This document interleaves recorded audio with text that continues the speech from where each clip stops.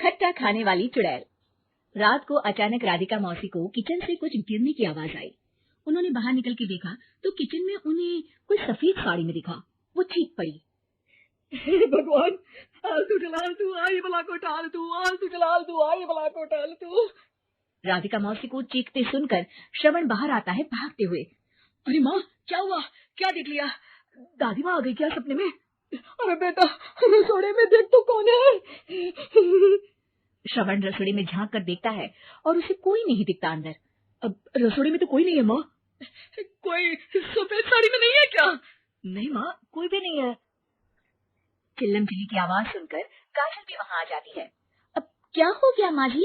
अरे बेटा, रसोड़े में एक चुड़ैल थी सफेद साड़ी में। अरे क्या कर रही थी वो अंदर? अरे बताया नहीं, कल आएगी ना तो पूछूंगी। चुड़ैल जी, आपका क्या प्लान है? माँ जी, रात बहुत हो गई है, आपने कोई बुरा सपना देखा होगा, चलिए सो जाइए। राधिका मौसी सोने तो चली जाती है पर उनको रात भर नींद ही नहीं आती। वो कुछ भी उलझुल बातें सोचने लगती है। कहीं चुड़ैल की वजह से तो घर में टेंशन नहीं हो रहा, कहीं उसी की वजह से तो वो दादी नहीं बन पा रही। सुबह जब राधिका मौसी रसोड़े में छानबीन करती है तो पाती है कि नींबू का अचार गायब है। चुड़ैल नींबू का अचार ले गई, मुझे तो ठीक नहीं लग रहा कुछ। चुड़ैल को भी पता है कि जिंदगी का असली मजा तो खट्टे में ही है। राधिका मौसी झट से श्रवण को फोन कर देती है। बेटा, मुझे समस्या समझ में आ गई है, हमें एक तांत्रिक की जरूरत है। अरे क्या बोल रही हो माँ, तांत्रिक की क्या जरूरत है? आप पूजा पाठ तो कर ही रही हो ना। आलतू जलालतू मंत्र सारे फालतू जैसे कुछ मंत्र पढ़ो, चली जाएगी अपने आप चुड़ैल। अरे नहीं बेटा, कभी चुड़ैल को कम नहीं समझते। अरे तुझे पता भी नहीं चलेगा कि कभी वो छल करके काजल की जगह घर की बहू खुद बन जाएगी। क्या माँ, कुछ भी बोल रही हो? कहाँ काजल और कहाँ चुड़ैल?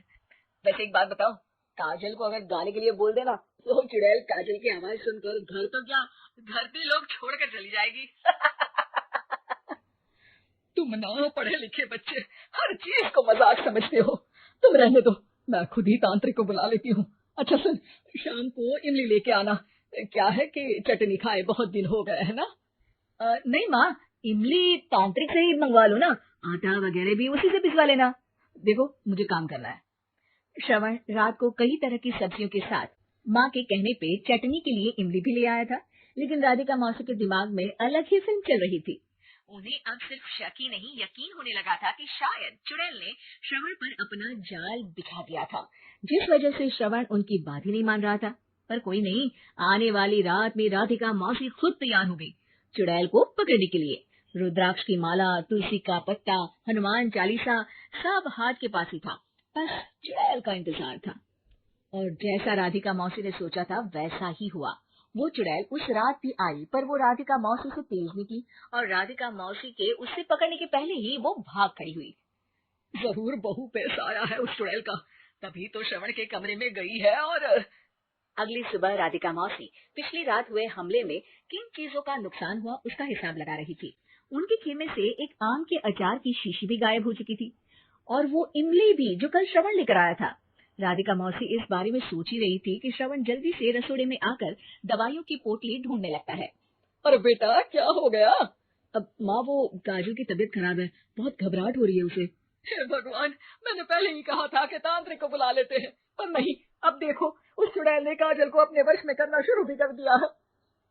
हालांकि श्रवण भूतों में विश्वास नहीं करता था, पर अब वो भी डर जाता है और राजी हो जाता है एक तांत्रिक को बुलाने के लिए।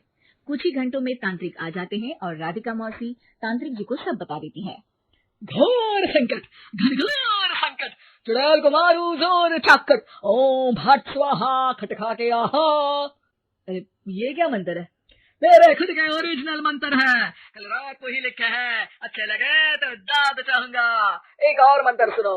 और क्या है? आब्राकडाब्रा, दिल्ली, बम्बई, आगरा, चंदा मामा सोबरले, सुरन मामू जारा।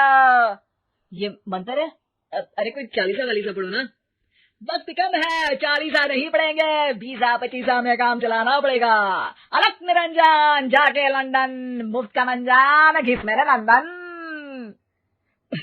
जल्दी करो तांत्रिक जी, जल्दी करो।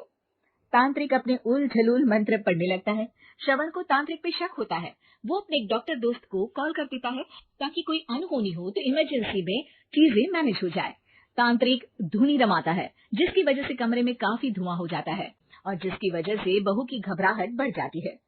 अब भागेगी चुड़ैल। हाँ। बहू खांसते हुए धुएं से बचने के लिए बाहर चली जाती है। अरे भाग रही है, भाग रही है। पीछे पीछे श्रवण भी जाता है। बहू एक सोफे पर बैठ जाती है। तभी डॉक्टर दोस्त आ जाते हैं और श्रवण को पानी लाने के लिए कहते हैं। थोड़े चेकअप के बाद डॉक्टर कहते हैं, मेरे हिसाब से जाप का काम पूरा हो गया है। क्या मतलब? अरे कुछ भी नहीं माँ, कोई चुड़ैल नहीं है, खुशखबरी है, अब दादी बनने वाली है। मगर वो सब अचार के डब्बे। श्रवण दोनों अचार के डब्बे अपनी माँ को दिखाता है जो कि उनके बिस्तर के नीचे छुपे हुए थे। आपने सही बोला था माँ, वो चुड़ैल काजल ही थी जो खट्टा खा रही थी। हमें कल ही पता चला, पर हमने आपको ये तांत्रिक वाला काम करने दिया ताकि आपको भरोसा हो जाए कि भूत वगैरह कुछ होता ही नहीं।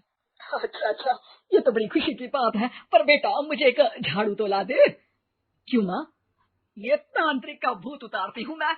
अब तांत्रिक राधा मौसी के डर से घर से भाग निकलता है और राधा मौसी उसके पीछे भागती है। अरे संकट ये घनघोर है, तांत्रिक मुआ चोर है।